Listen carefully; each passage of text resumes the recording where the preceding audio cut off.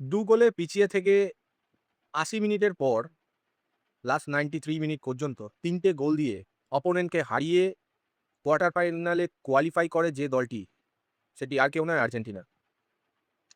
হ্যাঁ, ১ম এ ইজিপ্ট ২ গোল দিয়ে দেয় আর্জেন্টিনাকে। খুবই চাপে থাকে। আর্জেন্টিনা মুহুর্মুহু আক্রমণ করে। আর্জেন্টিনা কিন্তু জাস্ট একটা সেকেন্ডের মুহূর্তে খেলাটা জাস্ট যখনই কাউন্টার অ্যাটাক করে ইজিপ্ট এবং সেখান থেকে গোল পায় তারা। এরকম ২ বার দেখতে পাই আমরা। এবং যার ফলে ইজিপ্ট ২ গোলে এগিয়ে যায়। কিন্তু মাঝখানে তাদের একটা গোল বাতিলও হয়। একটা ভার যেহেতু আর্জেন্টিনা নিয়েছিল সেখানে একটা গোল বাতিল হয়, তার আগে একটা তাদের ফাউল ছিল। নাহলে তারা ৩ গোলে এগিয়ে যেত।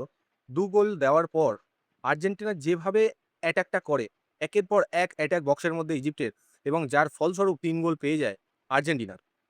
সেই ৩ গোলের মধ্যে যে ৩ টি গোল আসে, ১ম গোলটি করে রোমেরো 79 মিনিটের মাথায়।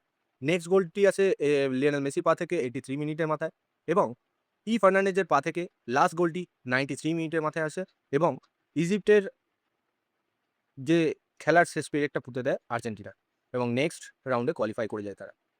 খেলা খুবই ভালো লেগেছে সত্যি বলতে, আর্জেন্টিনার ফ্যানেরা খুব খুশি। তবে কোনো সময় মানে কিছু সময় ওই ৮০ মিনিট পর্যন্ত একটা আতঙ্কের মধ্যে ছিল মেসি ফ্যানেরা, আর্জেন্টিনা ফ্যানেরা।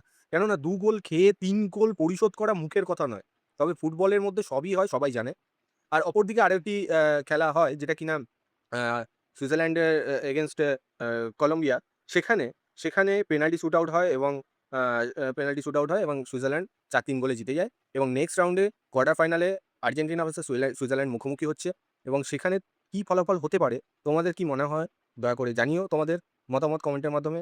ভিডিওটা ভালো লাগলে লাইক করে দিও, শেয়ার করে দিও। ধন্যবাদ।